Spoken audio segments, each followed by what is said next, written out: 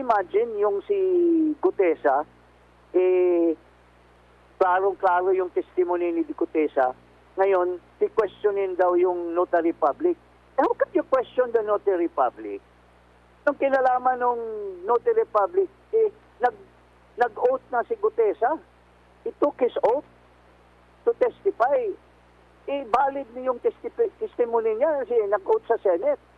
So whatever he said in the Senate, tungkol doon sa mga bags na diniliver, lalo na doon sa Aguado, it's already an evidence.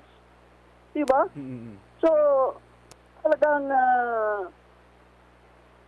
tapos ito, kunyari, ayaw na si Lacson kasi nahuli yung kanyang mga maniobra or something like that. May yung division niya. Kaya there was really to subvert the Blue Ribbon investigation. Yun ang nakikita ko in my personal point of view. So malinaw na may cover-up dito, sir? Yeah. At in fact ngayon, klarong-klaro na dinidivert na nila yung issue sa Duterte. They're trying to bring it, kagaya nito, inutusan ng, I'm sure Malacanang has something to do with the filing of cases of Trillanes. I'm sure ito lahat ng mga trolls that are pinpointing to Inday Sara na yung 125 million kailangan na maimbestigahan and so on and so forth ng ombudsman. So they're now diverting all the issues to the Duterte para mawala yung pressure for the final on the issue of who is the mastermind of the biggest corruption in the country today. Which kung tinuloy yung kay Marcoleta, it might have pointed to the doors of Malacanang.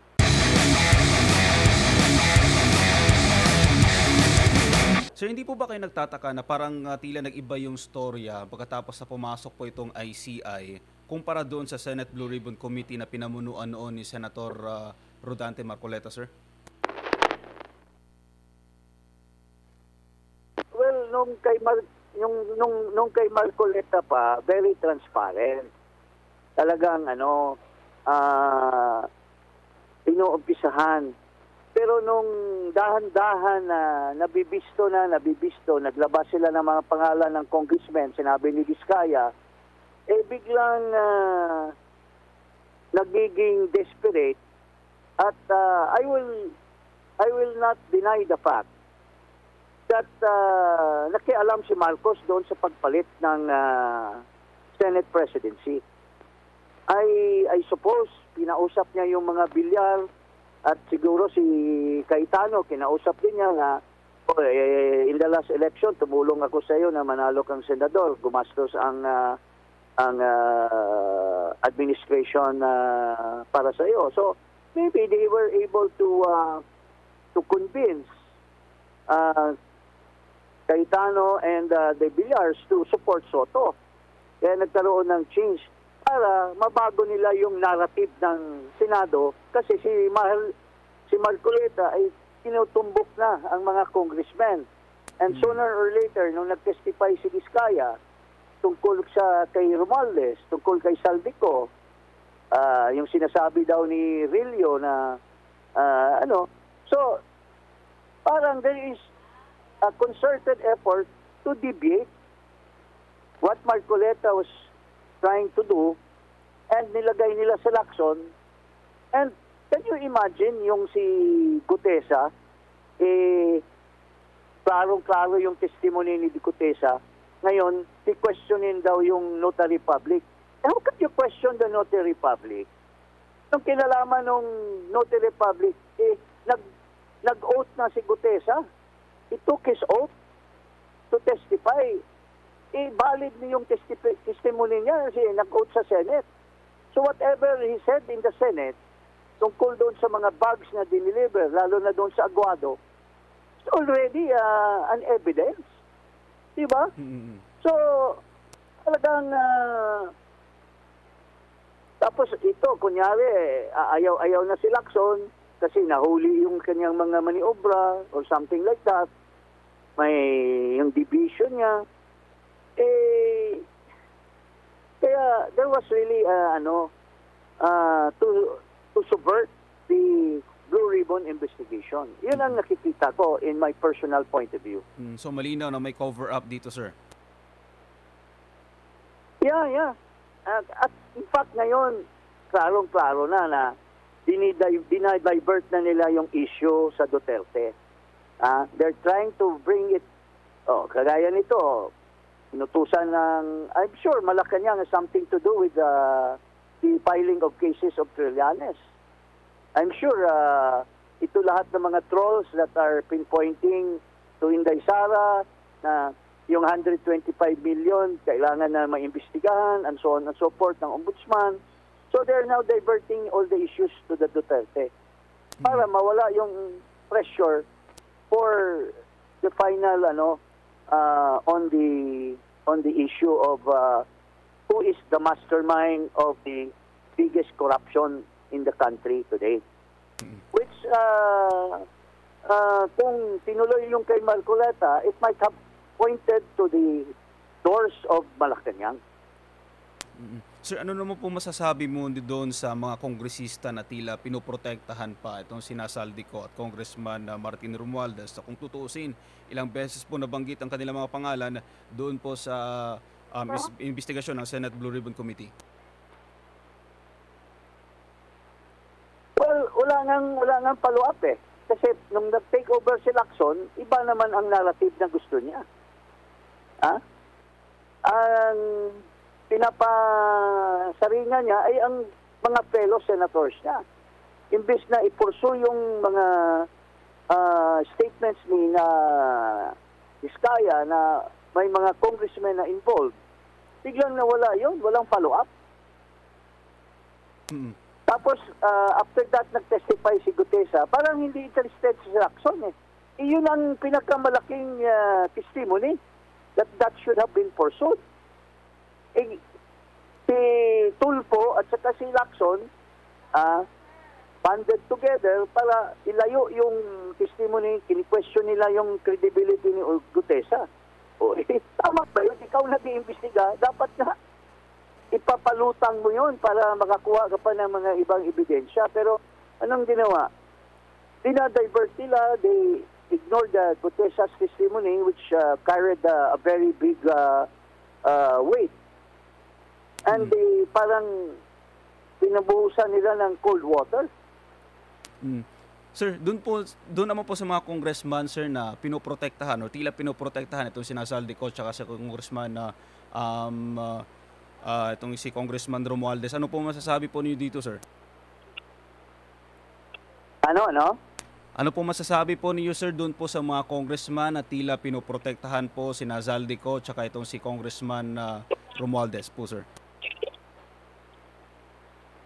Well, that's natural kasi siyempre itong mga congressmen na ito, they benefited from the insertions.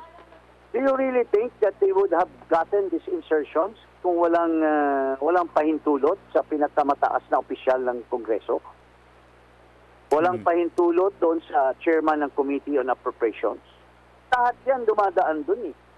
Kasi yung NEP, galing sa sa DPWH at papuntang DBM at i-present ni Marcos sa Congress. Yung mga insertions na marami, 1.2 trillion in total for the last 3 years, galing sa House yan eh. Tapos sumang-ayon na lang ang Senado doon sa BICAM. So, pagkakaroon ba ng insertion sa mga congressmen kung walang pahintulot sa leadership? Siyempre, they are very highly protective of the people who made it possible for them to allegedly make money in the flood control program. Okay. Sir, ano naman po masasabi po? They are protecting each other, ha? Okay? Yes, sir. Hello? Yes, sir. Yes po. Sir, ano po masasabi po niyo doon po naman po sa pagbisita ng representante po ng Embahada ng Amerika doon po sa ICI, sir? Ano po? Yung pagbisita po ng representante ng Embahada ng Amerika doon po sa ICI. Reaction po niyo dito, sir? Well, it may be double-edged. Maybe interesado ang Amerika kung ano talagang nangyari, kung may katotohanan ba yung akusasyon na may kinalaman si Marcos, may kinalaman si Romualdez, may kinalaman si Saldico, para makikita siguro nila yung instability or destability ng or stability ng bansa. Maybe they're sizing up, or the other way of looking at it is they are interfering with the affairs of the country, and maybe they are protecting the regime of Marcos, kasi takot sila na kung bumagsak itong regime ni Marcos, si Sara Duterte, they have alleged na pro-China. Yun siguro ang nakikita nila. Alam natin na every time na merong medyo hindi sasang-ayon sa nagiging polisiya, magsasalita, either sa social media ba, nagiging vocal, sa pagiging kritiko sa mga hakbang ng gobyerno, like kagaya sa mga mga vlogger, inimbestigahan na agad, no? Maraming mga klase ng pagko-question, tapos ang ending either masasampahan ng kaso sila, iba doon sa nangyari kay former Governor Chavit Singson. Sa nakikita nyo po dito po sa pagsasalita ng mga negosyante, baka hindi ba malayo na baka itong mga pahayag ninyo baka gipitin kayo, bigla na lang maghahanap ng butas po, attorney? Well, alam mo, that's very highly possible. They are so afraid of so many people, businessmen, former politicians, even retired soldiers, retired officials of the armed forces and the police, who are now speaking because they want to denounce the government officials' alleged corruption, or hindi na yata alleged yan inamin na nila Bryce, nila Alcantara. So napaka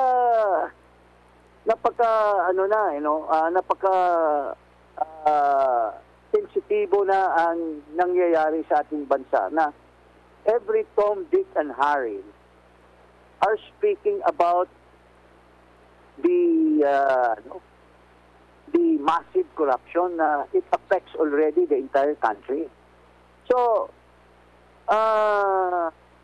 natural magsasalita, pero para mag-cover up or hindi marinig ng taong bayan yung mga sinasabi, ay takutin nila. Tulad na lamang yung just, I think the other day or 2 days ago, na yung dalawang spokesperson ng armed forces, inaharas nila, tinatakot nila yung mga retired soldiers na magsalita. O nasa constitution na may freedom of speech. They have the freedom to speak their grievance to the government. Tapos tatakutin. Tapos ngayon, dinideny nila na wala daw kinalaman si Marcos. Bakit? Pwede bang gumawa si Bronner ng kanyang maniobra kung walang chain of command? Di ba? So, ito lahat po na sinasabi nyo, Admar, there is now, a subversion of